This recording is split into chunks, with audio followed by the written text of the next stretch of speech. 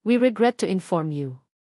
Dalawang salita lamang iyon, ngunit sapat na para gumuho ang buong mundo ni Althea. Ang mga sumunod na letra sa screen ng kanyang luma at nagkikislap-kislap na cellphone ay tila naging malabong mansa na lamang. Hindi na niya kailangang basahin ang kabuuan.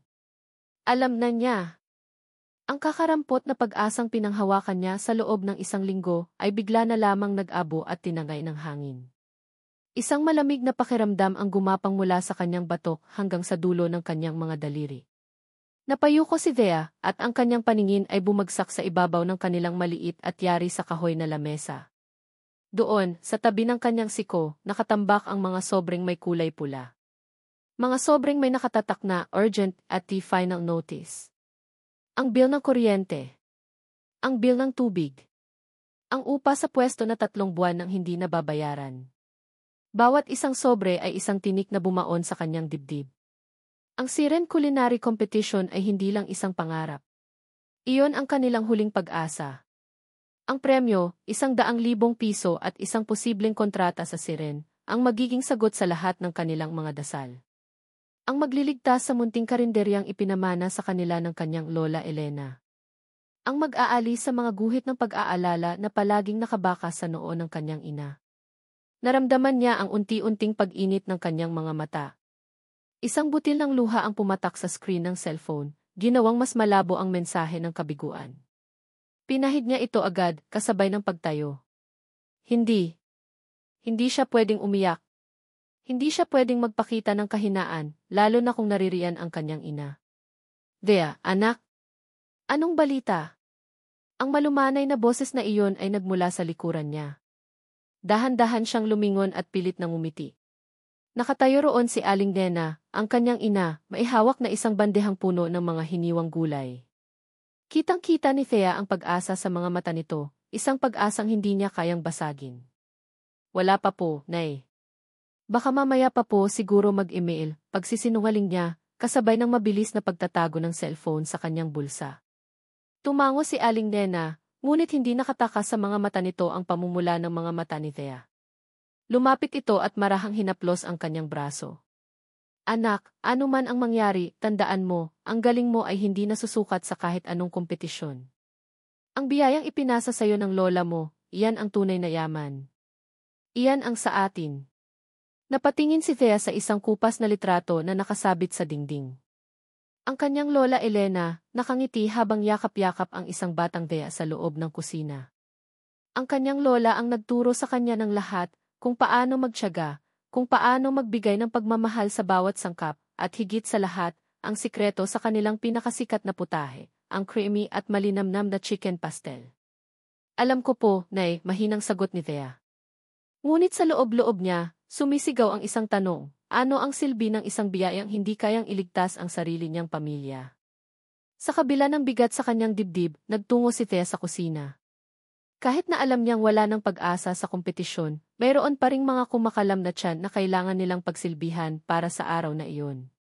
Isinuot niya ang kanyang puting apron, tinalian ang kanyang buhok, at nagsimulang ihanda ang mga sangkap para sa isang espesyal na luto ng chicken pastel. Habang naghihiwa siya ng manok at nagpiprito ng patatas at carrots, bumabalik sa kanyang isipan ang mga turo ng kanyang lola. Ang sikreto, apo, sabi nito noon, ay nasa puso. Lutuin mo na parang ito na ang huling pagkakataon na magpapakain ka ng taong mahal mo. Ngayon, ang mga salitang iyon ay may dalang kakaibang kirot. Inilagay niya ang lahat ng kanyang kalungkutan, ang kanyang pagkadismaya, ang kanyang natitirang pagmamahal sa paglulutong iyon.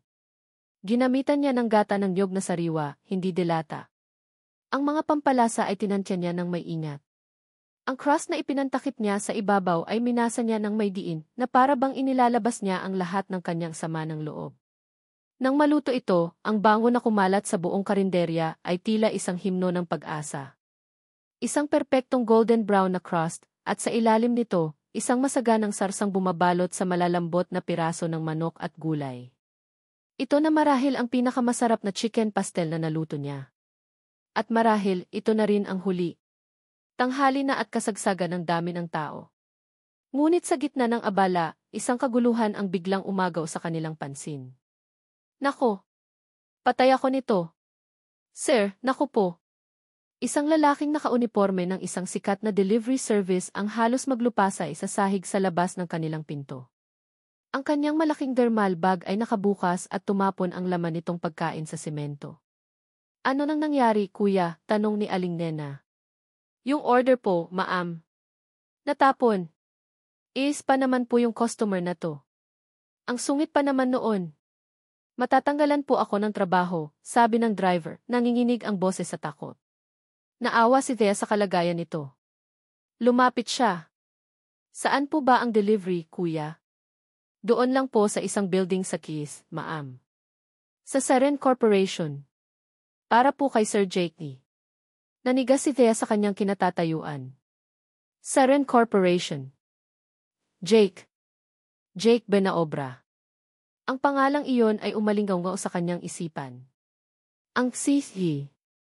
Ang idol niya. Ang dahilan kung bakit siya sumali sa kompetisyon. Tadhana nga naman, napakapait magbiro. Wala na po akong oras para bumalik sa restaurant. Pagpapatuloy ng driver, halos maiyak na. Kahit ano po, ma'am, bibilhin ko. Kahit ano pong pagkain na pwedeng ipalit. Napatingin ang driver sa maliit na food display ni Thea. Ang mata niya ay nanlaki nang makita ang natitirang isang malaking serving ng chicken pastel, mainit-init pa at mukhang napakasarap. Iyon ang espesyal na luto ni Thea. Ang huling piraso. Ma'am, yan po. Yan na lang po. Pakiusap, bilhin ko na po. Kahit magkano. Nag-atubili si Thea. Iyon ang para sa isang regular na customer na nagpa-reserve. Ngunit nang makita niya ang desperasyon sa mukha ng driver, isang desperasyong katulad ng naramdaman niya kanina lamang, bumigay ang kanyang puso. Tumango siya.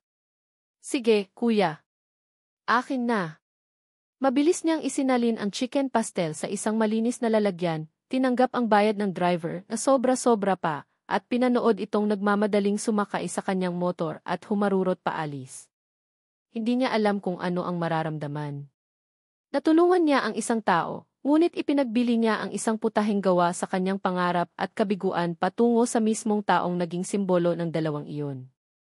Napabuntong hininga na lamang siya at bumalik sa loob.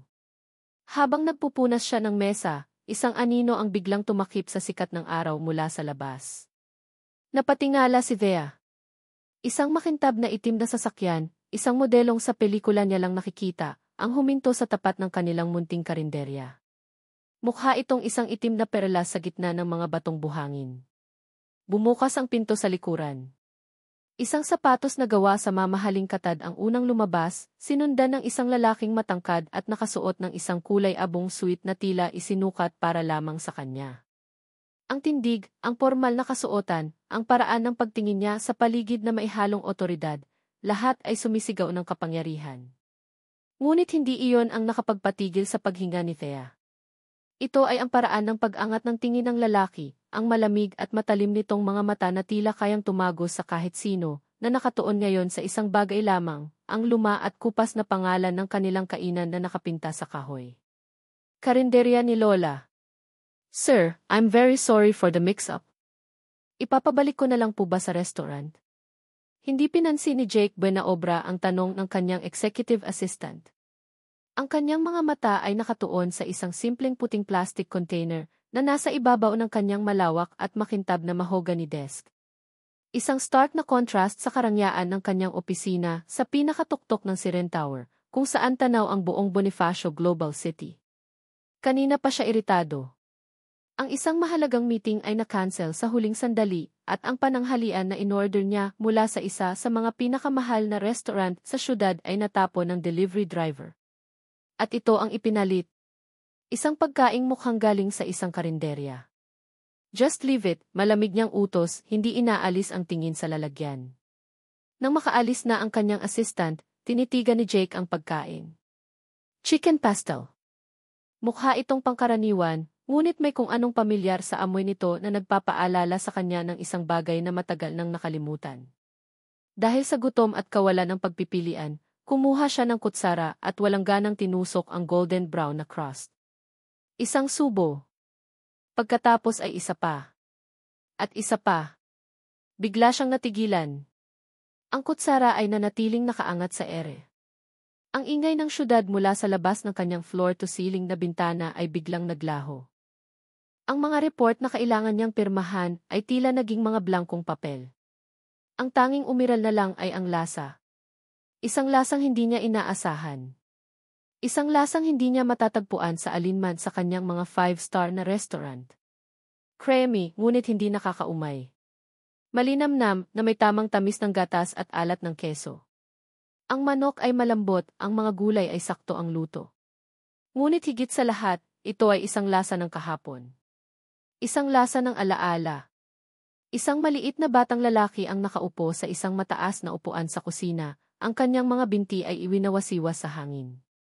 Sa kanyang harapan, isang matandang babae na may mapagmahal na ngiti ang naglalagay ng isang mainit na serving ng chicken pastel sa kanyang plato. Dahan-dahan, apo, sabi nito. Mainit pa. Iyon ang kanyang lola Beatrice. Ang amoy na niluluto nito ang bumabalot sa buong bahay. Ang lasang iyon ang lasa ng pagmamahal. Iyon ang lasa ng kanyang tahanan. Napapikit si Jake. Ang alaala ay napakalinaw na para bang kahapon lang nangyari. Ilang taon na niyang sinusubukang hanapin ang lasang iyon. Ipinagluto niya sa mga pinakamatitinik niyang chef ang chicken pastel, binigyan sila ng lahat ng mamahaling sangkap, ngunit walang sinuman ang nakakuha ng tamang timpla. Walang sinuman ang nakakuha ng kaluluwak nito.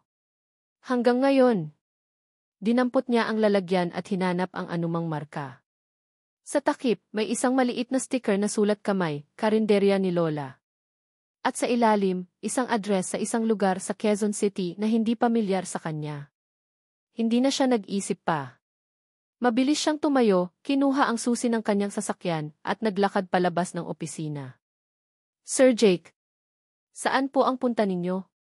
May meeting po kayo with the board in 30 minutes, habol ng kanyang assistant. Cancel everything, sabi niya nang hindi lumilingon. Ang pagmamaneho mula sa makabagong bihis, patungo sa masikip na mga kalsada ng Quezon City ay tila isang paglalakbay sa ibang mundo. Ngunit wala siyang pakialam. Ang kanyang isip ay nakatuon lamang sa isang bagay. Kailangan niyang malaman. Kailangan niyang makita kung sino ang nasa likod ng lasang ito. At doon, sa isang eskinita, nakita niya ito. Isang maliit na kainan, simple, mukhang luma, ngunit malinis. Karinderya ni Lola. Ipinark niya ang kanyang sasakyan sa tapat, isang di pangkaraniwang tanawin sa lugar na iyon at bumaba. Ang kanyang mga mata ay agad na napako sa isang babaeng nasa loob, nagpupunas ng mesa. Bata pa ito, marahil ay nasa early 20s. Simple lang ang itsura, naka-shirt at pantalon, ang buhok ay nakatali lang ng simple. Ngunit may kung anong determinasyon sa paraan ng kanyang pagkilos. Pumasok si Jake sa loob. Agad na napatingin sa kanya ang lahat. Ang mga kumakain ay natigilan. Ang babae ay napatingala at nakita ni Jake ang pagkagulat at tila takot sa mga mata nito. Hindi niya ito pinansin. Naglakad siya palapit sa counter at diretsong tinitigan ang babae. Ako ang nag-order nito, sabi ni Jake, ang boses ay kalmado ngunit may bigat. Itinaas niya ang hawak na ngayong walang laman na plastic container. Nakita niya itong napalunok. Opo, sir. May problema po ba sa pagkain? Sino ang nagluto nito? Tanong niya, diretsaho. Nag-atubili ang dalaga. Ako po. Saan mo nakuha ang resipe? Ang tanong na iyon ay tila nagpabigla sa kanya. Nakita ni Jake kung paano ito humigpit ng hawak sa basahan. Pamana po iyon ng lola ko, sir. Tinitigan niya ito ng matagal. Mayroong katapatan sa mga mata nito, ngunit mayroon ding pagtatanggol. Hindi ito tulad ng mga taong nakakasalamuhan niya araw-araw na handang ibenta ang lahat para sa isang pagkakataon. Mayroon itong isang bagay na pinoprotektahan. At ang bagay na iyon, gusto niyang makuha para sa siren. Gusto kong magtrabaho ka para sa akin, deklara ni Jake. Hindi iyon isang tanong. Iyon ay isang pahayag. Napaawang ang bibig ng dalaga. Halatang hindi ito makapaniwala. Pipo. Sir. Isang posisyon sa kusina ng siren, paglilinaw niya, ang kanyang tono ay businesslike. Ibibigay ko sa iyo ang offer na hindi mo matatanggihan. Ang kailangan mo lang gawin ay dalhin ang resipeng ito. Nakita ni Jake ang pagtatalo sa mukha nito, ang pangangailangan, ang pangarap at ang pag-aalinlangan. Ngunit alam niyang walang sinuman ang tatanggi sa alok mula sa isang Jake Buena na obra. Matapos ang ilang sandali ng katahimikan, isang halos hindi marinig na salita ang lumabas sa bibig nito. Esage po. Isang maliit at tipid na ngiti ang sumilay sa labi ni Jake. Isang ngiti ng tagumpay. Nakuha niya ang gusto niya. Tumalikod siya at nagsimulang maglakad palabas. Bago pa man siya tuluyang makalabas ng pinto, huminto siya at nagsalita ng hindi lumilingon. Magkita tayo bukas. Huwag kang mahuhuli. Pagkasakay sa kotse, isinandal niya ang kanyang ulo. Nahanap na niya. Matapos ang napakaraming taon, nahanap na niya ang lasang matagal nang nawala sa kanya. Ngayon, sisiguraduhin niyang hindi na ito muling mawawala pa. Kinabukasan, habang nasa loob ng jeep papuntang BC, pakiramdam ni Thea ay para siyang isang sundalong papasok sa isang gyerang hindi niya alam kung paano ipanalo. Ang kanyang puso ay sabay na pinupuno ng kaba at pag-asa. Suot niya ang pinakamatinong puting t-shirt at itim na pantalo na mayroon siya, at sa loob ng kanyang bag ay naroon ang isang bagong apron na binili pa ng kanyang ina kagabi. Pagbaba niya sa harap ng Siren Tower, kinailangan niyang tumingala ng husto para makita ang tuktok nito.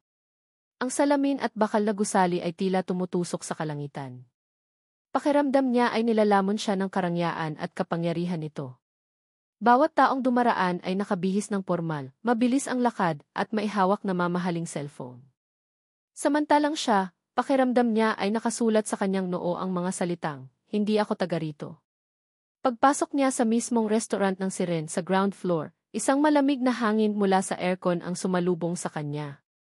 Ang lahat ay kumikinang, mula sa sahig na marmol, sa mga mesang may mamahaling kubyertos, hanggang sa mga dambuhalang chandelier na nakabitin sa kisam. Ang tahimik na himig ng isang piano ay maririnig sa paligid. "Good morning, ma'am. Do you have a reservation?" Bati ng isang babaeng nasa reception, nakangiti ngunit may mapanuring tingin. Hindi po. Ako po si Alve Reyes. Unang araw ko po sa trabaho sa kusina, nahihi ang sagot ni Thea. Agad na nagbago ang ngiti ng babae. Naging formal ito at medyo malamig. Okay. This way, please. Iginya siya nito papasok sa isang pinto sa likuran. At doon, bumungad sa kanya ang isa pang mundo. Ang kusina ng Siren ay kasinlaki ng buong karinderya nila. Gawa sa stainless steel ang lahat, mula sa mga mesa hanggang sa mga pader. Ang mga kalan ay modernong-moderno, at ang bawat chef na gumagalaw ay tila isang sundalong alam na alam ang gagawin. Ang lahat ay nakasuot ng plansado at puting-puting uniforme na may nakaburdang logo ng Siren. Napatingin si Thea sa sarili niyang suot. Ang simpleng t-shirt niya ay tila sumisigaw ng kaibahan. Pakiramdam niya ay isa siyang basahan na napadpad sa isang silid puro. Chef Bell. Narito na po yung bago, sabi ng receptionist sa isang babaeng nakatayo sa gitna ng kusina, tila isang reyna na nagmamasid sa kanyang kaharian. Humarap ang babae. Siya ang pinakamagandang babaeng nakita ni Thea sa tanang buhay niya. Perpekto ang kanyang mukha, matangos ang ilong, at ang kanyang itim na buhok ay nakatali sa isang masikip na bun. Ang kanyang uniforme ay may kakaibang itim na disenyo sa kwelyo, nagpapahiwatig na siya ang may pinakamataas na posisyon. Ito si Isabel Bell Castro, ang executive chef.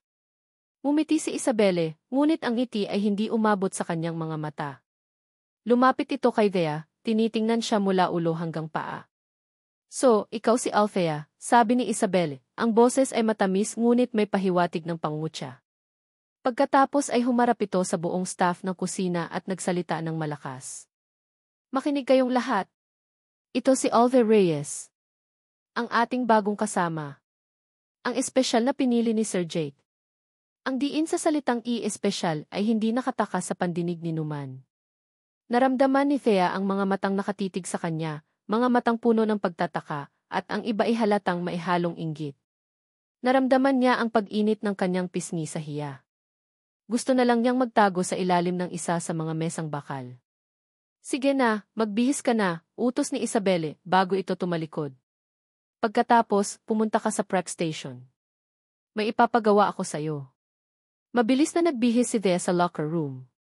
Pagbalik niya, itinuro ni Isabelle ang isang sulok kung saan nakatambak ang ilang sako ng patatas. Ayan, sabi ni Isabel.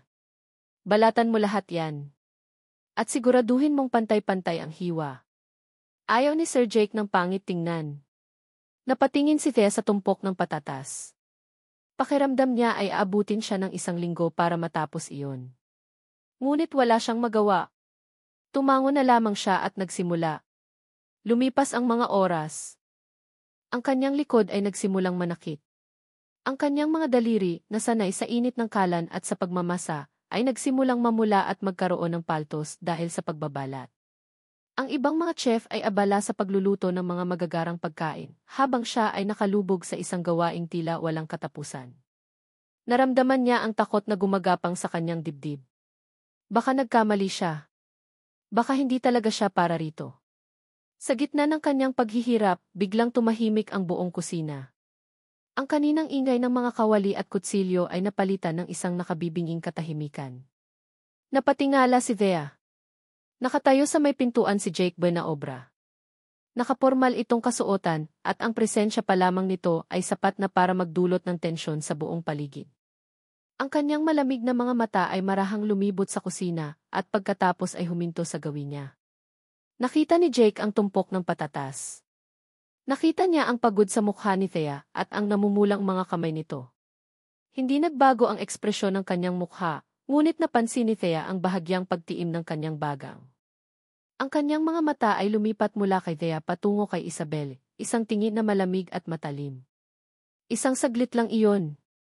Pagkatapos ay tumalikod na si Jake at naglakad paalis, na parang walang nakita. Nakahinga ng maluwag ang lahat. Ngunit si Thea, mas lalo lamang kinabahan. Nang masigurong wala na si Sir Jake, marahang lumapit si Isabel sa pwesto ni Thea. Yumuko ito at bumulong sa isang boses na para lamang sa kanya, isang boses na matamis ngunit puno ng lason. Dito sa Siren, kailangan mong patunayan ang halaga mo, sabi ni Isabel, isang mapanganib na ngiti ang sumilay sa kanyang mga labi. Hindi sapat ang swerte lang. Naiwang mag-isa si Thea sa kanyang sulok, hawak ang isang patatas at ang kutsilyong tila mas bumigat pa. Ngayon, sigurado na siya. Hindi lang ito isang bagong trabaho. Ito ay isang larangan ng digmaan at kalaban niya ang mismong reyna. Mula sa kanyang opisina, nakikita ni Jake Benaobra ang lahat. Sa isang malaking monitor na nakakonekta sa mga GK's camera ng buong restaurant, pinapanood niya ang bawat galaw sa loob ng kanyang kaharian. Ngunit sa nakalipas na linggo, isa lang ang madalas na tinititigan ng kanyang mga mata, ang isang maliit na figura sa prep station, si Althea. Pinanood niya kung paano ito nagtiyaga sa pagbabalat ng patatas, paghihiwa ng sibuyas, at paglilinis ng mga gulay, mga gawaing alam niyang sadyang ibinigay ni Isabel para pahirapan at ipahiya ito. Ngunit wala siyang nakitang pagrereklamo. Tanging determinasyon lamang. Nakita niya ang pagod sa mukha nito sa pagtatapos ng bawat araw, ngunit kinabukasan, darating pa rin ito ng mas maaga sa lahat. May kung anong katatagan sa dalaga na humahanga sa kanya. Isang katahimikang taliwas sa ingay at intriga na bumabalot sa mundo niya. Isang hapon, habang abala siya sa pagrerekisa ng mga papeles, napansin niya ang isang komosyon sa monitor. Si Thea ay may dalang isang malaking kaldero ng mainit na sabaw. Habang naglalakad ito, biglang humarang sa daan ang isa sa mga sauce chef ni Isabel. Nagkabanggaan sila. Tumapon ang mainit na sabaw sa sahig, ilang pulgada lang mula sa paa ni Thea. Ano ba yan? Tumingin ka nga sa dinaraanan mo, sigaw ng chef, kahit halata namang sinadya nito ang pagharang. Nakita ni Jake kung paano napayuko si Thea, namumula ang mukha sa hiya at takot, habang pinagsasabihan ni Isabel sa harap ng lahat. Nakita niya ang ngisi sa labi ni Isabel nang tumalikod ito. Isang pamilyar na galit ang umakyat sa dibdib ni Jake. Ito ang uri ng palakad na kinasusuklaman niya. Ang pananadyang nakita na niya dati. Flashback. Ilang taon na ang nakalipas. Magkasintahan pa sila ni Isabel. May isang batang chef na nagpresenta ng isang napakagandang konsepto para sa isang dessert. Kinabukasan, ang ideyang iyon ay inangkin ni Isabel. Ang batang chef ay tahimik na tinanggal sa trabaho. Iyon ang simula ng pagkasira ng tiwala ni Jake sa kanya. Dinampot ni Jake ang intercom. "Belle, I need to see you. Now." Ilang minuto lang, pumasok si Isabel sa kanyang opisina, may ngiti sa labi. Yes, Sir Jake. I saw what happened in the kitchen, diretsong sabi ni Jake. As don't tolerate clumsiness, Belle. But I also don't tolerate bullying. The next time I see one of your chefs intentionally sabotaging another, I will hold you responsible. Understood. Ang ngiti ni Isabelle ay bahagyang naglaho. It was an accident, sir. Make sure it's the last accident, mariing sabi ni Jake, saka ibinalik ang pansin sa kanyang mga papel, isang malinaw na senyales na tapos na ang usapan. Nang gabing iyon, nanatili si Jake sa opisina ng mas matagal kaysa karaniwan. Hinintay niyang umalis ang lahat ng empleyado. Hinintay niyang tumahimik ang kusina. Nang masigurong wala ng tao, bumaba siya. Naabutan niya si Thea na nag-iisang nagpupunas ng mga mesa sa prep station. Mag-isa nitong nililinis ang kalat na naiwan ng iba. Reyes. Nagulat si Thea at mabilis na napalingon. Sir Jake. Hindi mo trabaho yan, sabi ni Jake, tinutukoy ang paglilinis. Okay lang po, sir. Patapos na rin po ako. Tinitigan siya ni Jake. Gutom na ako. Napakurap si Thea, hindi sigurado kung ano ang ibig niyang sabihin. Lutuan mo ako, utos ni Jake.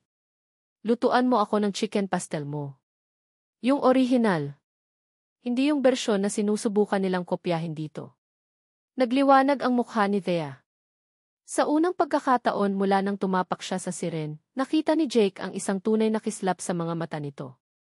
Ito ang unang pagkakataon na inutusan siyang gawin ang bagay na pinakamahusay niyang ginagawa, ang magluto. Sige po, sir, sabi nitong may sigla. Sa loob ng tahimik at malawak na kusina, tanging ang tunog na lamang ng paghihiwa ni Thea at ang mahinang lagitik ng apoy sa kalan ang maririnig. Pinanood siya ni Jake. Ang bawat galaw nito ay may layunin, may ingat at may pagmamahal. Nakikita niya ngayon kung bakit kakaiba ang luto nito. Hindi ito sumusunod sa isang nakasulat na resipe. Ang mga kamay niya ay tila may sariling isip, kumikilos base sa pakiramdam at tradisyon. Nang malapit ng maluto, hindi napigilan ni Jake na lumapit. Tumayo siya sa likuran nito, sumisilip sa ibabaw ng balikat niya papasok sa kawali. Ang bango. Ang pamilyar na bangong iyon ay muling bumalot sa kanya. Bakit mo gustong magtrabaho dito? Biglang tanong ni Jake, ang boses niya ay mas mahina kaysa karaniwan. Nagulat si Thea sa biglaang paglapit at sa tanong nito. Naramdaman niya ang init ng hininga nito sa kanyang batok, at isang kuryente ang biglang gumapang sa kanyang buong katawan. Natigilan siya sa paghalo. Pipo. Ang pangarap mo, paglilinaw ni Jake. Ano nang pangarap mo? Huminga ng malalim si Thea para pakalmahin ang nagwawalang puso. Gusto ko pong isalba ang karinderya namin. At matuto po mula sa pinakamagagaling. Tumingin ito sa kanya saglit. Matuto po mula sa inyo, sir. Mayroong katapatan sa mga salita nito na tumago sa pader ng yelo na matagal nang nakapalibot sa puso ni Jake. Sa isang saglit, hindi siya ang hihihi ng siren at hindi ito ang kanyang empleyado. Sila ay dalawang taong nag-uusap sa ilalim ng malamlam na ilaw ng isang kusinang tulog. Naramdaman ni Thea ang titig ni Jake kaya napayuko ito ulit sa niluluto, ngunit ang kanyang mga kamay ay bahagyang nanginginig. Ang distansya sa pagitan nila ay napakaliit, napakadelikado. Ang hangin ay tila napuno ng isang tensyong hindi pa nila nararamdaman dati. Ang simpleng pagluluto ay naging isang intimate na sandali, isang sayaw ng dalawang kaluluwang hindi inaasahang magtatagpo. Ang tensyon sa hangin ay halos nahihiwa. Dahan-dahang lumayo si Jake para bigyan si Thea ng espasyo, ngunit ang init na iniwan nito sa kanyang likuran ay nanatili. Mabilis na isinali ni Thea ang bagong lutong chicken pastel sa isang malinis na plato at inilapag ito sa isang maliit na mesang bakal sa gilid ng kusina. Maupo ka, sabi ni Jake, na para bang sila ay nasa isang mamahaling restaurant at hindi sa isang sulok ng prep station. Nag-aalangang sumunod si Thea. Kumuha si Jake ng dalawang tinidor at iniabot ang isa sa kanya. Sabayan mo ako, sabi nito. Nakakahiya po, sir. Para po sa inyo yan. Hindi ako kumakain mag-isa, simpleng sagot ni Jake, isang pahayag na naglalaman ng isang kalungkutang hindi inaasahan ni Thea. Walang nagawa si Thea kundi maupo sa tapat niya. Sa unang pagkakataon, nakita niya si Jake Buenaobra na hindi napapalibutan ng aura ng isang Sa ilalim ng malamlam na ilaw, mukha lang siyang isang ordinaryong tao, isang taong may hinahanap. Sumubo si Jake. Napapikit ito at sa isang saglit, nakita ni Thea ang pag-relax ng kanyang mukha. Ang mga guhit ng stress sa kanyang noo ay tila nabura. Ganitong-ganito, mahinang sabi ni Jake, halos para sa sarili lang. Ito yung lasa. Napanood ni Thea kung paano ito kumain, na para bang bawat subo ay isang mahalagang alaala. Bigla, ang takot na nararamdaman niya para sa lalaki ay napalitan ng awa. Paborito po yan ng lola ko, sabi ni Thea, sa wakas ay nagkalakas loob na magsalita. Kapag malungkot daw ako, ito ang lulutuin niya para sa akin. Sabi niya, pagkain daw ang pinakamabilis na paraan para pasayahin ang isang pusong malungkot. Tumingin sa kanya si Jake at sa unang pagkakataon, umiti ito. Isang tunay, hindi pilit na ngiti. Isang ngiting nagpaliwanag sa buong mukha nito at nagpabilis sa tibok ng puso ni Thea. Yung nga lola used to say the same thing, pag-amin ni Jake. Matagal ko nang hindi natitikman to, simula noong nawala siya. Isang katahimikan ang namagitan sa kanila, ngunit hindi ito isang awkward na katahimikan. Ito ay isang katahimikang puno ng pag-unawa. Dito, sa gitna ng malamig na bakal ng kusina, nakahanap sila ng isang karaniwang bagay, ang pagmamahal para sa kanilang mga lola at ang kapangyarihan ng isang simpleng putahe. Ang galing-galing po siguro ng lola ninyo, sir, sabi ni Thea, na may ngiti na rin sa labi. She was the best, sagot ni Jake, ang mga mata ay tila nasa malayo. Ang pangarap niya ay magtayo ng isang restaurant na naghahain ng mga pagkaing tulad nito. Mga pagkaing may kwento. Katulad din po ng Lola Elena ko, masayang sabi ni Thea, hindi napigilan ang sarili. Si Lola Elena po, iyon po talaga ang pangarap niya. Kaya kahit maliit lang ang karinderya, pinagpatuloy namin ni nanay. Sa pagbanggit ng pangalang iyon, biglang nagbago ang lahat. Napahinto sa pagsubo si Jake. Ang ngiti sa kanyang labi ay dahan-dahang naglaho. Ang kanyang mga mata, na kanina ay malambot, ay biglang tumalim. Tinitigan niya si Thea na para bang ayon lang niya ito nakita. Anong sabi mo? Tanong ni Jake, ang boses ay bahagyang nagbago. Elena? Elena Reyes ba ang buong pangalan niya? Nagtatakang tumango si Thea. Opo, sir. Bakit po? Kilala niyo po ba siya? Hindi sumagot si Jake. Ibinalik niya ang kanyang tingin sa plato ng chicken pastel na para bang ito ay naging lason. Ang init at saya ng sandali ay biglang nilamon ng isang malamig at mabigat na ulap. Tumayo siya bigla. Tapos na ako, malamig niyang sabi. Magligpit ka na. Umuwi ka na. Naiwang tulala si Thea. Hindi niya maintindihan ang biglaang pagbabago. Ano ang mali sa sinabi niya? Ano ang mayroon sa pangalan ng kanyang lola? Pinanood niyang maglakad papalayo si Jake. Ang likod nito ay muling naging likod ng isang estranghero, ng isang malamig na si. Ang pader na saglit na gumuho ay muling itinayo, mas mataas at mas matibay kaysa dati. Samantala, sa labas ng kusina, nakatago sa isang madilim na pasilyo, nakatayo si Isabel Castro. Narinig niya ang lahat. Narinig niya ang pag-uusap. Narinig niya ang pangalan. Isang dahan-dahan at tusong ngiti ang sumilay sa kanyang mga labi. Naglakad siya palayo, kinuha ang kanyang cellphone, at nag-dial ng isang numero. Hello? Tita? May ipapahanap ako sa'yo, sabi niya sa kabilang linya, ang boses ay puno ng pananabik. Lahat ng lumang dyaryo. Lahat ng artikulo. Hanapin mo ang anumang koneksyon sa pagitan ng pamilyang Buena Obra at isang babaeng nagngangalang Elena Reyes. Tumawa siya ng mahina, isang tawang puno ng kasamaan. Elena Reyes. Sabi ko na nga ba? May naamoy akong malansa. Ngayon, hawak na niya ang barahang magpapabagsak sa munting prinsesa ng karinderya. At sisiguraduhin niyang gagamitin niya ito para mawasak hindi lang ang karera nito, kundi pati na rin ang namumuong pagtitinginan nila ni Jake. Magdamag na bumabagabag sa isipan ni Jake ang pangalang iyon. Elena Reyes. Paulit-ulit itong umalingaw sa kanyang ulo, isang pamilyar na himig na hindi niya matukoy kung saan nanggaling. Ang init at gaan na naramdaman niya habang kasama si Thea kagabi ay unti-unting napapalitan ng isang malamig at hindi mapakaling pakiramdam. May mali. May isang piraso ng puzzle na hindi bumabagay. Mula sa kanyang opisina, pinanood niya si Thea na kumikilos sa kusina. Nakikita niya ang parehong dedikasyon, ang parehong sigla. Ngunit ngayon, ang bawat galaw nito ay may kasamang anino ng pagdududa sa kanyang mga mata. Sino ka ba talaga, Alve Reyes? Isang katok sa pinto ang pumutol sa kanyang malalim na pag-iisip. Come in. Marahang pumasok si Isabelle, ang mukha ay may bakas ng pag-aalala. Isang peking pag-aalala na sanay ng basahin ni Jake. Ngunit ngayon, may dala itong isang folder na agad na kumuha ng kanyang atensyon. Sorry to disturb you, Sir Jake, malumanay na sabi ni Isabel. Pero may nakita kasi ako. At bilang head chef mo, at bilang isang kaibigan, I felt na kailangan mong malaman. Nag-aalala lang ako para sa iyo at sa pangalan ng Siren. Inilapag ni Isabel ang folder sa kanyang mesa. Nag-atubili si Jake, ngunit ang pagdududa sa kanyang dibdib ay mas malakas. Binuksan niya ito. Ang laman ay mga lumang dyaryo na naninilaw na sa paglipas ng panahon, maingat na nakalaminate.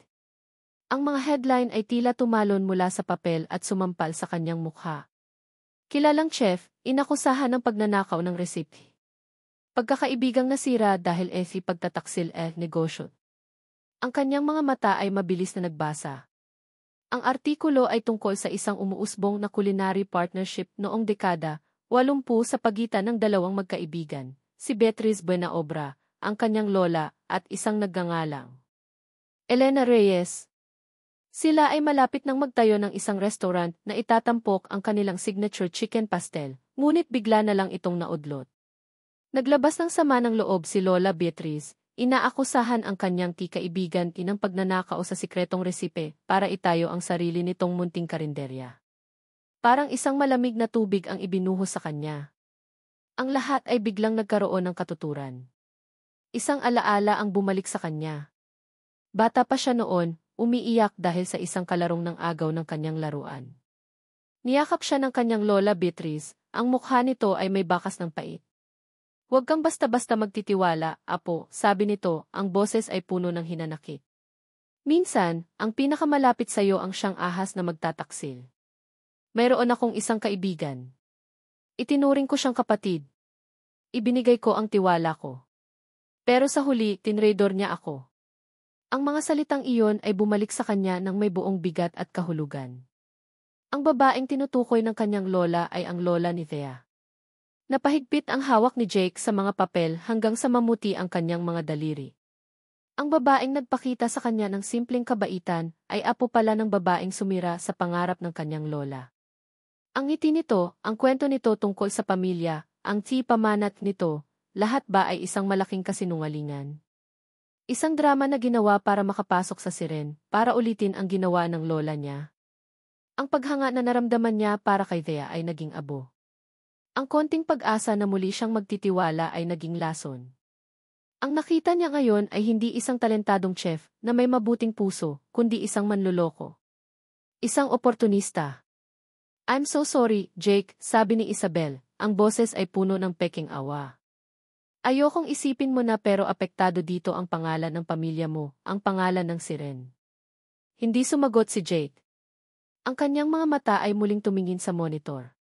Pinanood niya si Thea na tumatawa habang kausap ang isa sa mga kitchen helper. Ang tawang iyon, na dati musika sa kanyang pandinig, ngayon ay parang isang insulto.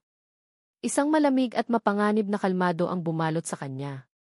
Ang business mode Jake Buenaobra ang muling umiral. Ang taong walang puso at walang emosyon na tanging resulta lang ang tinitingnan. Kinahapunan, habang nagkakape siya, isang katok muli ang narinig niya sa pinto. This time, si Thea ang pumasok, may dalang isang tasa ng bagong timplang kape at isang matamis na ngiti. Ang parehong ngiti na pinaniwalaan niya kagabi. Sir, nagtimpla po ako ng kape para sa inyo, masayang sabi nito. Hindi siya tiningnan ni Jake. Ang kanyang mga mata ay nanatiling nakatuon sa mga papel sa kanyang mesa.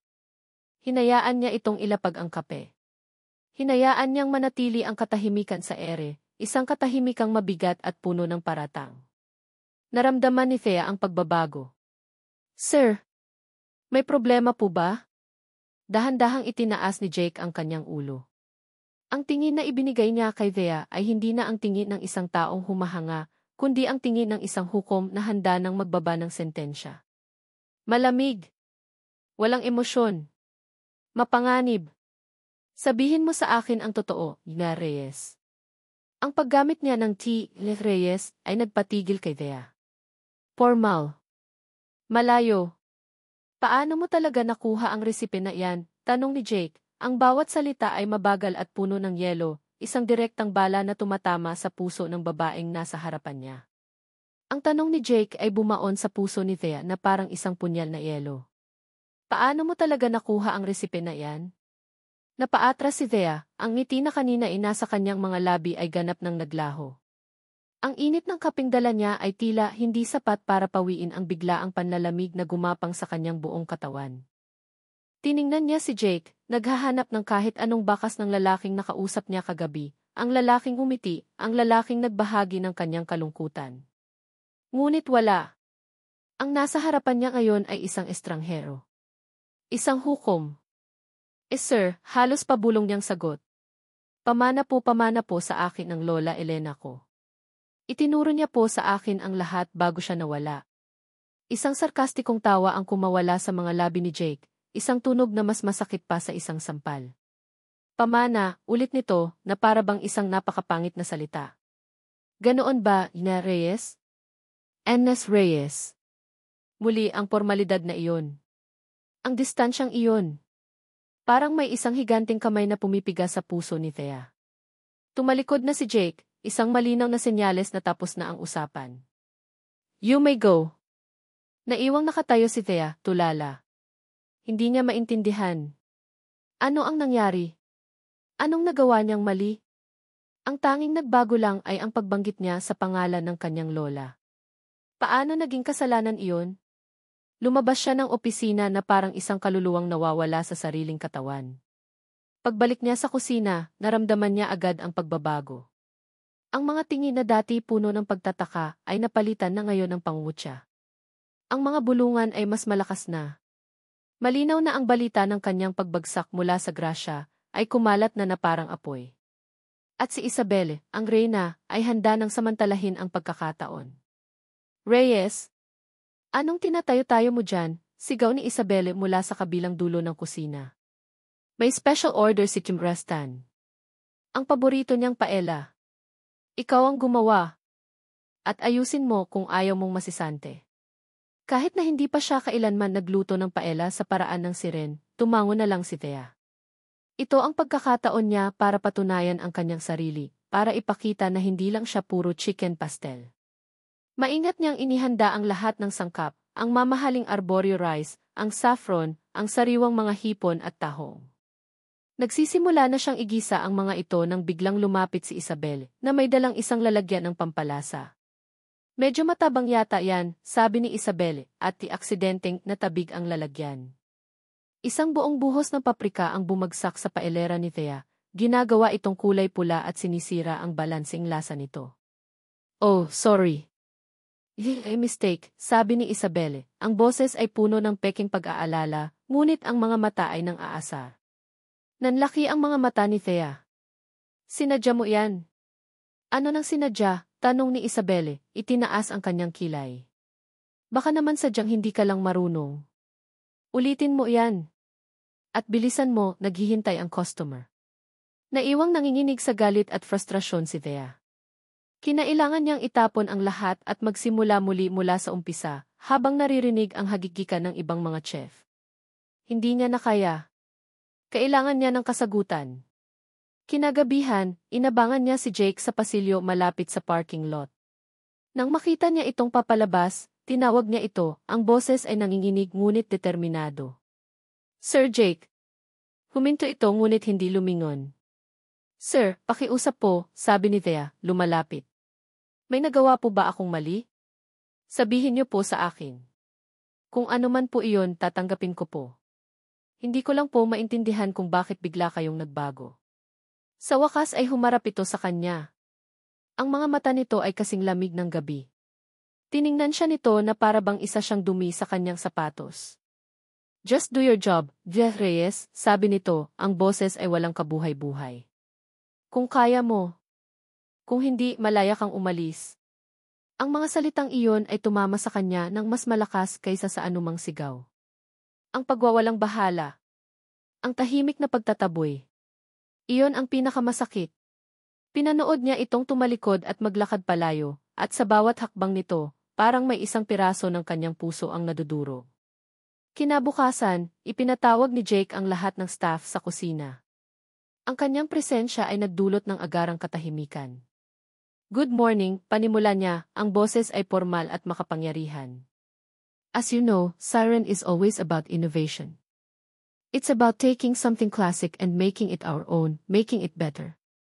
Ang kanyang mga mata ay lumibot sa buong silid, ngunit pakiramdam ni Thea ay sa kanya lamang ito nakatingin. Starting next month, we will be featuring a modern take on chicken pastel in our menu. But want the definitive version. The best version.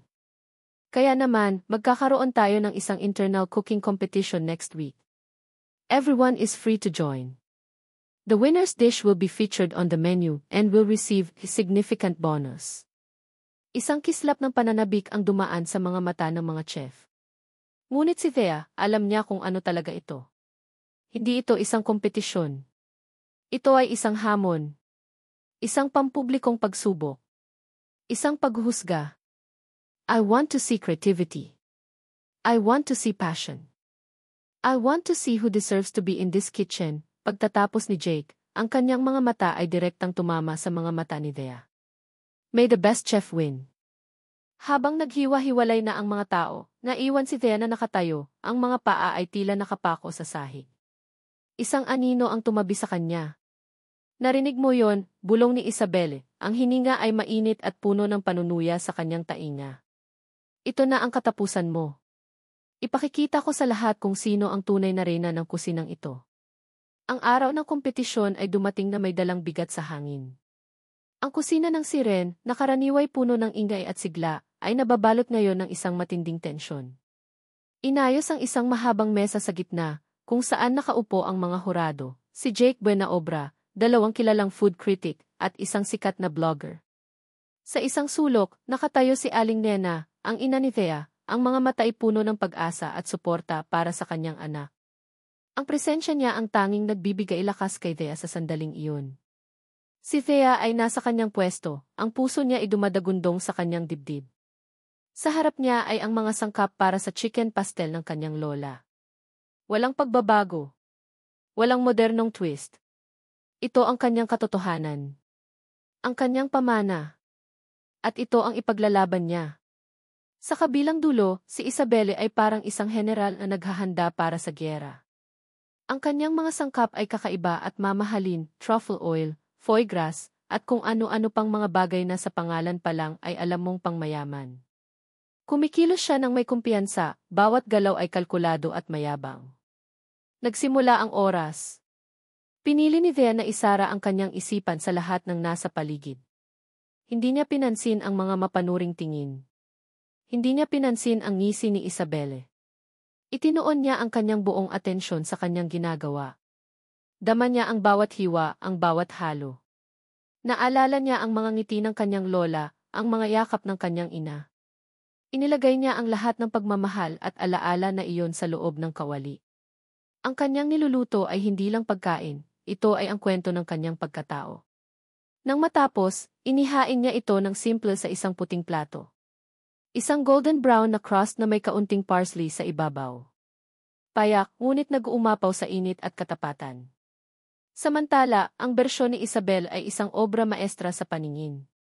Inihain ito sa isang dedisenyong plato, ang pastel ay hinulma sa isang perpektong bilog, ginarnisa ng microgreens at isang ambon ng mamahaling langis. Ito ay pagkain para sa mata, isang pagkain para sa Instagram. Unang tinikman ang gawa ni Isabel. Impressive, sabi ng isang kritiko. The use of truffle oil is bold. It elevates the dish. Very sophisticated, sabi naman ng blogger. This is the Siren brand. Umiti si Isabelle, isang ngiti ng tagumpay. Sumunod, ang plato ni Thea. Kumuha si Jake ng isang kutsara. Habang isinusubo niya ito, lahat ng mata ay nasa kanya. Nakatingin si Thea, ang paghinga ay nakahinto. Nakatingin si Aling Nena, ang mga kamay ay magkadaop sa panalangin. Ngunuyan ni Jake ng dahan-dahan. Walang emosyon ang kanyang mukha. Pagkatapos ng ilang sandali na parang isang kawalang hanggan, ibinaba niya ang kanyang kutsara. Ang tunog nito sa plato ay umalinggaw sa tahimik na silid. Tumingin siya sa mga kritiko. Pagkatapos ay tumingin siya sa mga empleyadong nanonood. At sa wakas, ang kanyang malamig na mga mata ay tumama kay Thea. Ang bersyon ni Chef Isabel, panimula ni Jake, ang boses ay malakas at malinaw, ay isang halimbawa ng inobasyon. Ito ang hinaharap. Ito ay isang pagpapabuti. Isang ngiti ang sumilay sa labi ni Isabelle. Ang bersyon naman ni Eme Reyes D. Naghintay ang lahat. Ay isang kopya. Isang kopya ng nakaraan. Mainit sa dila, ngunit walang bagong maibibigay. Luma. At sa siren, hindi kami nabubuhay sa nakaraan. Ang bawat salita ay isang suntok sa sikmura ni Thea. Pakiramdam niya ay naubusan siya ng hangin. Nakita niya ang pagkadismaya sa mukha ng kanyang ina. Ngunit hindi pa tapos si Jake. Sa katunayan, pagpapatuloy niya, ang boses ay mas lalong tumigas. Nalaman ko kamakailan na ang pamanang ito ay hindi lang luma. Ito rin ay may bahid ng panloloko. Isang bulungan ang kumalat sa buong silid. Ang resipeng ito ay hindi orihinal na pag-aari ng pamilya Reyes, deklara ni Jake, ngayon ay nakatingin na ng diretsyo kay Thea na para bang isa itong kriminal. Ito ay ninakaw. Ninakaw mula sa sarili kong lola, si Beatriz Buenaobra, ilang dekada na ang nakararaan. Ang karinderyang ipinagmamalaki nila ay itinayo mula sa isang pundasyon ng pandaraya at pagtataksil. Hindi totoo yan, sigaw ni Thea, ang mga luha ay nagsisimula ng mamuo sa kanyang mga mata. Sir Jake, pakiusap ti. Sabi ni Aling Nena, sinusubukang lumapit, ngunit pinigilan ng security. Hindi sila pinansin ni Jake. Tumingin siya kay Thea, ang kanyang mga mata ay puno ng pagkasuklam. Hindi ko kailangan ng isang magnanakaw sa aking kusina. At lalong hindi ko kailangan ng isang manloloko sa aking kumpanya. Enes Reyes, you are fired. Get out of Isa restaurant. Now. Ang huling salitang iyon ay isang dagundong ng kulog. Natahimik ang lahat. Ang tanging maririnig lang ay ang pigil na paghikbi ni Thea. Pakiramdam niya ay hinubaran siya ng dangal sa harap ng lahat. Ang kanyang pangarap, ang kanyang pag-ibig, ang pangalan ng kanyang pamilya, lahat ay winasak sa loob lamang ng ilang minuto. Si Isabelle ay nakatayo sa gilid, ang kanyang mukha ay nagpapanggap na nagulat, ngunit ang kanyang mga mata ay nagsasayaw sa tagumpay. Hindi na makatingin si Thea kaninuman. Yumuko siya at naglakad palabas ng kusina, ang bawat hakbang ay parang may bigat ng 1,000 bato. Nadaanan niya ang kanyang ina, ngunit hindi niya magawang salubungin ang mga mata nito. Nagpatuloy siya sa paglalakad, palabas ng marangyang pinto ng siren, pabalik sa maingay at magulong mundo sa labas. Ang sikat ng araw ay tila nangungutya. Nang makarating sa bahay, sa munting kusina kung saan nagsimula ang lahat, doon siya bumagsak. Niyakap niya ang kanyang ina, at ang lahat ng sakit, lahat ng kahihiyan, lahat ng pighati ay bumuhos sa anyo ng hindi mapigilang mga luha. Tapos na po ang lahat, sabi niya sa gitna ng mga hikbi, ang boses ay basag at puno ng sakit. Wasak na po. Winasak siya. At ang gumawa nito ay ang lalaking minsan niyang pinangarap. Lumipas ang mga araw na parang isang mahabang, madilim na gabi para kay Thea. Nagkukulong lamang siya sa kanyang kwarto. Ang bintana ay laging sarado at ang liwanag ng araw ay tila isang kaaway. Ang mga salita ni Jake ay paulit-ulit na tumatatak sa kanyang isipan, isang laso na dahan-dahang pumapatay sa kanyang kaluluwa. Magnanakaw. Manloloko. Wasak na pangarap. Ang munting karinderya ay nanatiling sarado. Nawala ng gana si Aling Nena na magluto at higit sa lahat, hindi niya kayang iwan ang anak na tila nilamon na ng kalungkutan. Araw-araw, kinakatok niya si Thea, nag-aalok ng pagkain. Ngunit madalas ay isang mahinang maya na po, na ikilang ang sagot na nakukuha niya. Isang hapon, hindi na nakatiis si Aling Nena. Pumasok siya sa kwarto ni Thea dala-dala ang isang bandehado ng mainit na sopas. Naabutan niya itong nakaupo sa sahig, nakatingin sa kawalan, ang mga mata ay mapupungay at walang buhay. Ang dating sigla ay ganap ng naglaho. Anak, sabi ni Aling Nena, ang boses ay malumanay ngunit may diin. Hanggang kailan ka magkakaganyan? Hindi sumagot si Thea. Umupo si Aling Nena sa tabi niya. Naiintindihan ko ang sakit, Thea. Alam ko. Pero ang pananahimik mo, ang pagtalikod mo sa mundo, ay parang pagsasabi na totoo ang mga paratang nila. Pero wala na po tayong magagawa, Nay, basag ang boses ni Thea. Sila ang mayaman. Sila ang makapangyarihan. Sino po ang maniniwala sa atin? Tinitigan ni Aling Nena ang kanyang anak. Nakita niya hindi lang ang sakit, kundi ang kahihiyan na ipinataw sa kanilang pamilya. At doon, nagpasya siya. Tama na. Hindi na ito tungkol lang sa'yo, anak, matatag na sabi ni Aling Nena. Hindi na ito tungkol lang sa Siren o kay Jake Boy na obra. Tungkol na ito sa pangalan ng lola mo. Tungkol na ito sa dangal ng pamilya natin. At hindi ako papayag na yurakan nila iyon. Tumayo si Aling Nena at nagtungo sa lumang aparador ng kanyang ina. Mula sa pinakailalim, kinuha nito ang isang bagay na matagal nang hindi nakikita ng liwanag, isang maliit at lumang kahon na yari sa kahoy na nara. Ang barnis nito ay kupas na at may mga gasgas ng panahon. Inilapag niya ito sa harap ni Thea. Noong nabubuhay pa ang lola mo, kwento ni Aling Nena, ibinili niya sa akin ito. Sabi niya, Nena, itago mo to, huwag na huwag mong bubuksan, maliban na lang kung dumating ang araw na kailangan ninyong ipagtanggol ang pangalan ko. Palagay ko, anak, dumating na ang araw na iyon. Nag-aalangang hinawakan ni Thea ang kahon. Malamig ito at mabigat na parabang naglalaman ng mga lihim ng nakaraan. Dahan-dahan niyang itinaas ang takip. Isang amoy ng lumang papel at tuyong bulaklak ang sumalubong sa kanya. Sa loob, maingat na nakatali ng isang laso ay isang tumpok ng mga liham. Ang mga sobre ay naninilaw na at ang mga selyo ay luma na. Ngunit ang sulat kamay sa harapan ay malinaw pa rin. Para kay Elena Reyes. Mula kay Beatriz Buenaobra. Nanlaki ang mga mata ni Thea. Kinuha niya ang unang liham at maingat na binuksan. Ang tinta ay medyo kupas na, ngunit nababasa pa. Aking pinakamamahal na Elena, basa ni Thea ng malakas, ang boses ay nanginginig. Hindi ako makapaniwala na malapit na nating matupad ang ating munting pangarap. Ang ating chicken pastel sa sarili nating restaurant. Ikaw ang puso ng kusina at ako naman ang bahala sa negosyo. Tayong dalawa laban sa mundo, aking kaibigan. Kinuha niya ang isa pa, may petsang ilang buwan pagkatapos. Ang tono ay nagbago. Elena, hindi ko maintindihan. Bakit mo ito ginawa? Sinabi sa akin ni A.C. Vargas na ipinagbili mo raw ang resipe sa iba. Sabi niya, tinatrador mo ako. Masakit, Elena. Sobrang sakit. Bakit? Naramdaman ni Thea ang sakit sa bawat salita. Ngunit ang huling liham sa tumpok ang siyang nagpabago ng lahat. Kinuha ito ni Aling Nena at siya ang nagbasa, ang boses ay matatag. Elena, aking kaibigan, patawad. Nalaman ko ang lahat. Nilinlang tayo ni Avis Vargas. Siya pala ang may masamang balak. Huli na nang malaman ko ang katotohanan. Ngayon, paalis na ako. Dadalhin ako ng asawa ko sa Amerika para magpagamot. Hindi ko na kayang ituloy ang ating pangarap.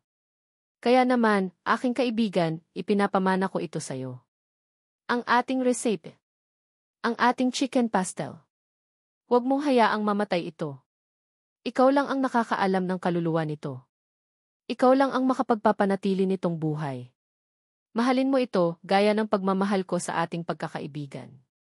Nagmamahal ang iyong kaibigan magpakailanman, Beatriz. Isang butil ng luha ang pumatak mula sa mata ni Thea. Ngunit hindi ito luha ng kalungkutan. Ito ay luha ng pagkamulat. Hindi magnanakaw ang kanyang lola. Isa siyang tagapag-alaga. Isang tagapagmana. Ang buong buhay niya, ang buong pagkatao ng kanyang pamilya, ay itinayo sa isang pundasyon ng pagmamahal at tiwala, hindi ng pandaraya. Bigla, ang lahat ng sakit ay napalitan ng isang nag-aalab na damdamin. Galit. Determinasyon.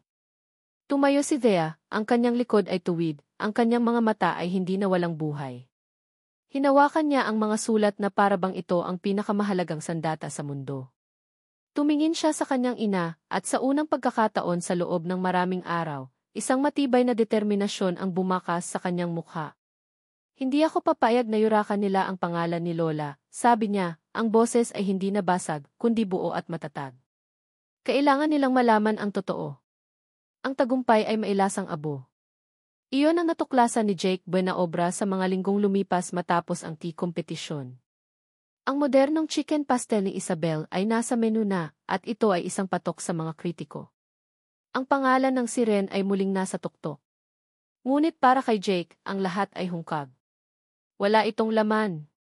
Gabi-gabi, sa kanyang malawak at tahimik na opisina, umuupo siyang mag-isa. Sa harap niya ay isang plato ng chicken pastel ni Isabel, perpekto sa itsura, sopistikado sa lasa, ngunit malamig at walang kaluluwa. At sa tabi nito, mula sa isang maliit na lalagyan na itinago niya sa kanyang personal na ref, ay ang isang maliit na serving ng pastel ni Thea na hindi niya itinapon mula pa noong araw ng kompetisyon. Kahit malamig na, kapag tinikman niya ito, bumabalik ang init. Ang alaala. Ang katapatan. Sinubukan niyang kumbinsihin ang sarili na ginawa niya ang tama. Pinrotektahan niya ang pangalan ng kanyang pamilya. Ipinagtanggol niya ang dangal ng kanyang lola. Ngunit sa tuwing ipipikit niya ang kanyang mga mata, ang nakikita niya ay ang mukha ni Thea, ang mukha ng pagkabigla, ng sakit, at ng pagkawasak. Ang mga mata nitong puno ng luha ay humahabol sa kanya hanggang sa kanyang mga panaginip. Ang laso ng nakaraan, na inakala niyang naialis na niya, ay mas lalo lang kumalat sa kanyang sistema. Nagsimula siyang magduda. Binalikan niya ang mga lumang artikulo na ibinigay ni Isabelle. Ang mga ito ay nakasulat mula sa pananaw ng isang panig lamang. Walang pahayag mula kay Elena Reyes.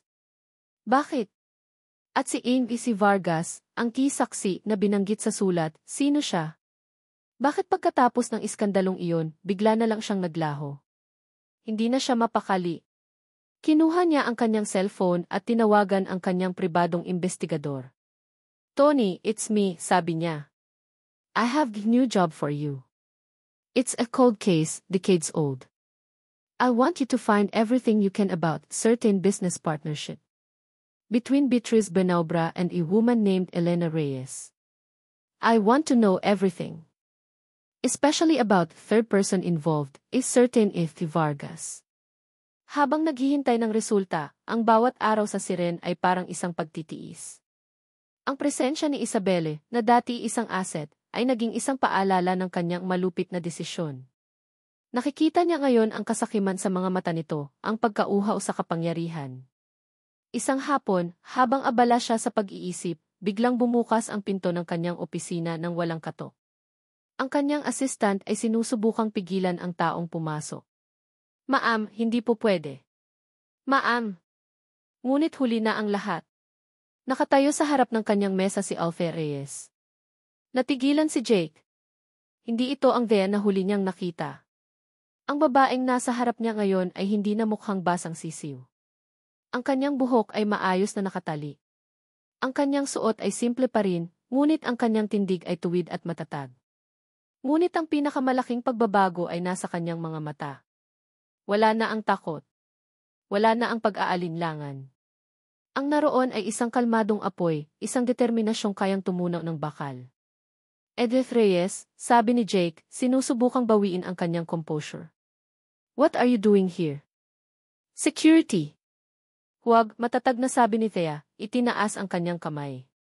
Ang kanyang boses ay hindi malakas, ngunit mayroon itong otoridad na nagpatigil sa lahat, pati na kay Jake. Naglakad siya palapit sa mesa ni Jake, ang bawat hakbang ay may bigat at layunin. Hindi niya inalis ang kanyang mga mata sa mga mata ni Jake. Ang mga empleyado sa labas ng opisina ay nagkukumpulan, nanonood sa salaming pader, gulat sa tanawin. Si Isabelle, na narinig ang komosyon, ay patakbong lumapit, ang mukha ay puno ng pagkainis. Sa harap ni Jake, marahang inilapag ni Thea ang isang bagay sa makintab na kahoy ng kanyang mesa. Hindi ito isang reklamo. Hindi ito isang armas. Ito ay isang tumpok ng mga luma at naninilaw na liham. Tumingin si Jake sa mga sulat, pagkatapos ay muling tumingin kay Thea. Basahin mo, sabi ni Thea, ang boses ay kalmado ngunit matalim, walang bahid ng pakiusap. Ito ang katotohanang sinira mo. Ang katahimikan sa loob ng opisina ni Jake ay nakakabingi.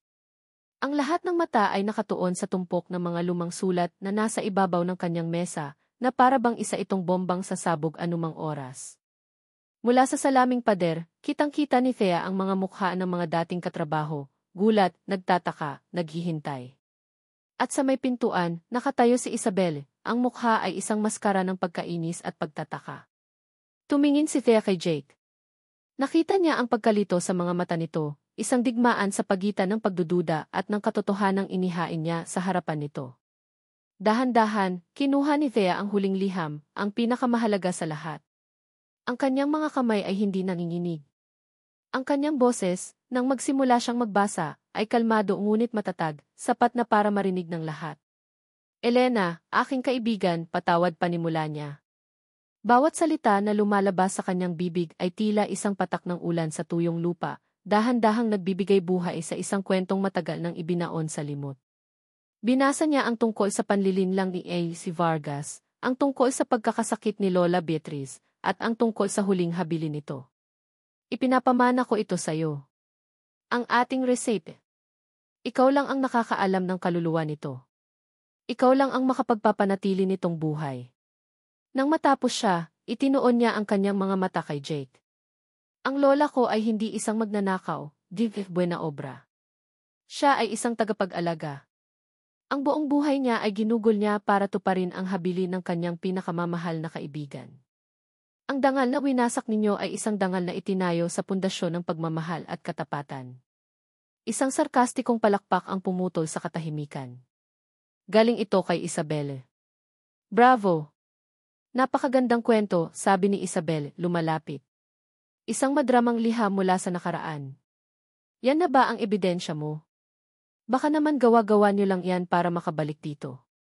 Tama na, Belle, sabi ni Jake, sa wakas ay nagsalita. Ang boses niya ay mababa at mapanganib.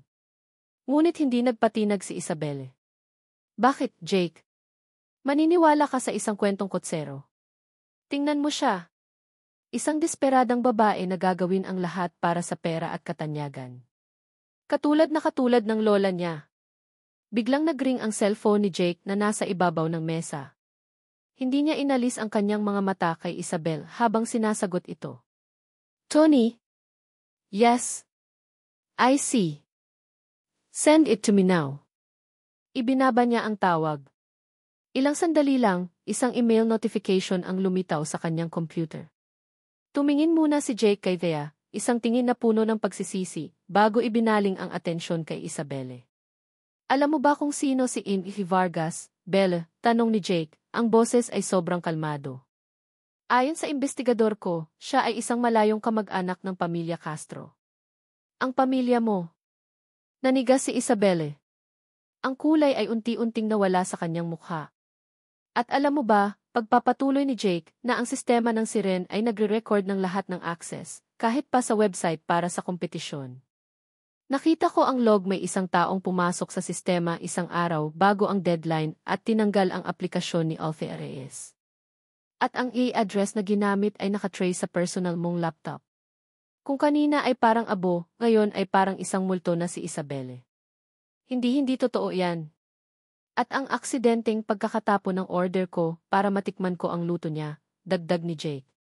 Ang driver ay umamin na binayaran mo siya para gawin yon, para sana mapahiya ang karinderya niya. Pero nag-backfire. Doon na bumigay si Isabel. Ang kanyang maskara ng pagiging sopistikada ay nabasag, at ang lumabas ay isang halimaw na puno ng galit at inggit. Ako nga ang gumawa noon. Lahat ng iyon, sigaw niya, ang boses ay basag sa galit. Ginawa ko ang lahat. Dahil dapat ako lang. Ako lang ang reyna ng kusinang ito. Ako lang ang dapat mong makita, Jake. Naghirap ako para makuha ang lahat ng ito, tapos darating lang siya na parang isang kabute at kukunin ang lahat ng atensyon mo. Lumapit siya kay Thea, ang mga mata ay nag-aapoy sa galit. Dahil sa'yo. Sinira mo ang lahat. Hindi, malamig na sagot ni Thea. Sinira mo ang sarili mo. Security, sigaw ni Jake. Get her out of Esba building. She's fired. Habang kinalagkad ng mga gwardya si Isabel, na patuloy na sumisigaw at nagwawala, ang buong opisina ay nanatiling tahimik.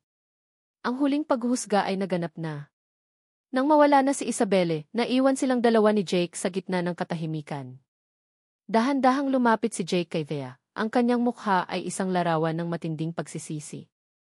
Betty. Sabi niya, sa unang pagkakataon ay ginamit muli ang kanyang pangalan. There, I'm so sorry. Walang sapat na salita para sabihin kung gaano ako nagsisisi. Nagkamali ako. Hinayaan kong lamunin ako ng galit at ng nakaraan. Patawarin mo sana ako. Tumingin si Thea sa kanya. Nakita niya ang sinseridad sa mga mata nito. Nakita niya ang sakit. At sa isang saglit, isang bahagi ng kanyang puso ang nais na lang sabihin, pinapatawad na kita. Ngunit pagkatapos ay naalala niya ang kahihiyan. Ang mga luha ng kanyang ina. Ang pagyurak sa pangalan ng kanyang lola sa harap ng lahat. Huminga siya ng malalim. Ang tiwala, sir, sabi niya, ang boses ay kalmado ngunit may pait, parang salamin. Kapag nabasag, kahit anong gawin mong pagdikit, hinding-hindi na maibabalik sa dati. Tumalikod si Thea at nagsimulang maglakad. Ang bawat hakbang papalayo ay isang pagpapatunay na tapos na ang isang kabanata. Nakuha na niya ang hustisya. Ngunit ang pag-ibig na minsan niyang naramdaman ay kasamang nabasag ng salaming iyon. Lumipas ang ilang linggo. Ang iskandalo sa Siren ay naging usap-usapan sa industriya, ngunit mabilis ding humupa, gaya ng lahat ng balita. Naglabas si Jake ng isang opisyal na pahayag, isang pampublikong paghingi ng tawad sa pamilya Reyes para sa maling akusasyon at isang paglilinaw sa tunay na kwento sa likod ng kanilang sikat na chicken pastel. Ngunit alam niyang hindi sapat ang mga salita. Tinanggihan niya ang isang panayam sa isang sikat na magazine. Kinansela niya ang isang business trip sa Hong Kong. Sa halip, sa isang ordinaryong araw ng Sabado, ipinark niya ang kanyang mamahaling sasakyan ilang kanto ang layo at naglakad patungo sa karinderya ni Lola. Ang munting kainan ay ibang-iba na ngayon. Dahil sa kwentong lumabas, dinumog ito ng mga tao. May mahabang pila sa labas, mga taong sabik na matikman ang pagkaing mayaman sa kasaysayan at pagmamahal. Hindi siya sumingit. Pumila siya tulad ng lahat. Naghintay siya sa ilalim ng init ng araw. Pinagtitinginan siya ng mga tao, ang ilan ay nagbubulungan, kinikilala ang ifi ng Siren na nakapila para sa isang karinderya. Ngunit hindi niya sila inintindi. Ang kanyang mga mata ay nakatuon lamang sa babaeng nasa loob. Si Thea. Mula sa kanyang kinatatayuan, kitang-kita niya ito. Kumikilos siya ng may kumpiyansa, nagbibigay ng mga utos sa kanyang mga bagong staff, ngumingiti sa mga customer. Ang buhok niya ay nakatali pa rin at suot niya ang simpleng apron. Ngunit ngayon, ang apron na iyon ay parang isang baluti ng karangalan. Hindi na siya ang babaeng takot at nahihiya. Siya na ngayon ang reyna ng sarili niyang kaharian. At napakaganda niya. Naramdaman ni Jake ang isang pamilyar na kirot sa kanyang dibdib. Isang kirot ng pagsisisi, ngunit may kasama itong paghanga. Ito ang babaeng muntik na niyang wasakin. At ito rin ang babaeng nagturo sa kanya ng leksyon tungkol sa tiwala at katotohanan. Nang sa wakas ay turn na niya, ang babaeng nasa cashier, ang ina ni Thea, ang humarap sa kanya. Isang saglit na katahimikan ang namagitan sa kanila. Walang galit sa mga mata ni Aling Nena, tanging isang malungkot na pag-unawa lamang. Ano po ang sa inyo, sir? Magalang nitong tanong. Isang order po ng chicken pastel, sagot ni Jake, ang boses ay halos hindi marinig. To go. Tumango si Aling Nena at tinanggap ang kanyang bayad. Hindi na sila muling nag-usap. Pagkaabot ng order, naghanap si Jake ng isang bakanting upuan sa isang bangkito sa gilid, sa labas ng karinderya. Dahan-dahan niyang binuksan ang lalagyan at nagsimulang kumain mag-isa sa gitna ng maraming tao. Hindi niya alam kung bakit. Siguro gusto lang niyang mapalapit. Gusto lang niyang maramdaman ang init na nagmumula sa lugar na iyon, isang init na matagal nang nawala sa kanyang mundo. Dea, anak, may customer ka, sabi ni Aling Nena, ang boses ay may pahiwatig. Nagtataka si Thea kung bakit kailangan pang sabihin iyon ng kanyang ina. Gayong puno naman talaga sila. Paglingon niya, natigilan siya. Sa labas, nakaupo sa isang maliit na bangkito, kumakain ng mag-isa si Jake Buenaobra. 1,000 emosyon ang nagunahan sa kanyang dibdib. Galit. Sakit. Pag-aalala. Ngunit higit sa lahat, isang hindi maipaliwanag na pagkaawa. Ang makapangyarihang ifi ng Siren, na sanay sa mga mamahaling restaurant, ay nakaupo ngayon sa isang bangkitong plastik, kumakain mula sa isang disposable na lalagyan. Walang kasamang bodyguard. Walang ere. Tila isa lang siyang ordinaryong taong naghahanap ng masarap na pananghalian. Pinanood niya ito mula sa malayo. Nakita niya kung paano ito pumikit sa unang subo, ang parehong ekspresyon na nakita niya noong gabing iyon sa kusina ng siren. Nakita niya ang kalungkutan sa mga balikat nito. Alam niyang hindi na kailanman maibabalik ang dati. Ang basag na salamin ay mananatiling basag. Ngunit habang tinitingnan niya si Jake, na matyagang pumila at ngayon ay tahimik na kumakain, naramdaman niya ang isang bagay na unti-unting lumalambot sa kanyang puso. Ang pagpapatawad ay hindi nangangahulugang paglimot. Siguro, ito ay nangangahulugan ng pagtanggap. Pagtanggap na ang mga tao ay nagkakamali. Pagtanggap na ang sakit ay parte ng paghilom. Huminga siya ng malalim. Kumuha siya ng isang baso ng malamig na tubig at isang platito ng puto bumbong, ang paborito ng kanyang lola Elena. Naglakad siya papalabas ng karinderya at nilapitan ang lalaking minsan niyang minahal at kinasuklaman. Napatingala si Jake, gulat na gulat nang makita siya. Hindi nagsalita si Thea. Dahan-dahan niya lang inilapag ang baso ng tubig at ang platito sa tabi nito. Bakit? Tanong ni Jake, ang boses ay tila nabibilaukan. Tumingin si Thea sa malayo, sa mga taong masayang kumakain at nagtatawanan. Sabi ng lola ko, panimula niya, ang boses ay kalmado, ang chicken pastel ay masarap, pero mas masarap kung may kasamang panghimagas. Isang katahimikan ang muling namagitan sa kanila. Ngunit sa pagkakataong ito, hindi ito mabigat. Ito ay isang katahimikang may puwang para sa mga bagong bagay. Thea, hindi ko alam kung paano di. Pinutol siya ni Thea. Tumingin siya sa mga mata ni Jake, at sa unang pagkakataon, isang maliit at tunay na ngiti ang sumilay sa kanyang mga labi. Isang ngiting hindi na puno ng sakit, kundi puno ng kapayapaan. Salamat, sabi niya. Hindi na niya kailangang ipaliwanag kung para saan ang pasasalamat na iyon. Hindi para sa trabaho, hindi para sa oportunidad. Salamat dahil sa sakit, natagpuan niya ang kanyang lakas. Salamat dahil sa pagbagsak, natutunan niyang tumayo sa sarili niyang mga paa. Salamat dahil ipinakita nito sa kanya ang tunay na halaga ng pamana ng kanyang lola. Tumango si Jake, naiintindihan ang lahat. Isang butil ng luha ang pumatak mula sa kanyang mata, ngunit mabilis niya itong pinahid. Tumalikod na si Thea at bumalik sa loob ng kanyang kaharian, sa gitna ng bango ng nilaga at adobo, sa gitna ng tunog ng tawanan at mga kwentuhan. Hindi niya na muling nilingon si Jake. Hindi na kailangan. Ang kanilang kwento ay hindi natapos sa kasalan o sa isang perpektong pag-ibigan.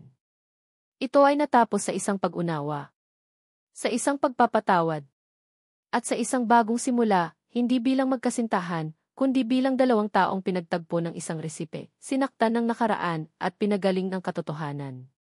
Ang hinaharap ay isang blangkong pahina. Ngunit ngayon, alam ni Thea, handa na siyang isulat ang sarili niyang kwento. At dito nagtatapos ang makulay na kwento ni Thea at Jake. Maraming salamat, mga minamahal naming tagapakinig, sa inyong walang sawang pagsubaybay sa bawat kabanata ng kanilang paglalakbay. Mula sa simpleng karinderya hanggang sa maningning na kusina ng siren, sinamahan ninyo sila sa kanilang mga pangarap, sa kanilang mga luha, at sa kanilang mga tagumpay. Habang isinusulat ko ang kwentong ito, naramdaman ko ang bawat pintig ng puso ni Thea, at ang bawat bigat sa dibdib ni Jake. Nais kong ibahagi ang isang kwentong hindi lamang tungkol sa kilig at pag-ibig, kundi tungkol din sa lakas na matatagpuan natin sa ating mga pinagdaanan. Ito ay isang paalala na ang tunay na halaga natin ay hindi nasusukat sa opinyon ng iba, kundi sa katapatan natin sa ating sarili at sa ating mga pinagmulan. Ang pag-ibig, tulad ng isang basag na salamin, ay maaaring hindi na maibalik sa dati. Ngunit ang pagpapatawad ay parang isang sinagnang araw na tumatago sa mga lamat nito, nagbibigay liwanag, nagbibigay init, at nagpapakita na kahit ang isang bagay na wasak ay maaari pa ring maging maganda sa kanyang sariling paraan. Naway baunin ninyo ang mensahe ng pag-asa, katatagan, at ang walang hanggang kapangyarihan ng katotohanan. Muli, mula sa kaibuturan ng aking puso, maraming salamat. Kung ang kwentong ito ay nakaantig sa inyo, huwag po kayong mag-atubiling ibahagi ang inyong mga saloobin sa comment section. Nais naming marinig ang inyong boses. Hanggang sa susunod nating pagkukwentuhan.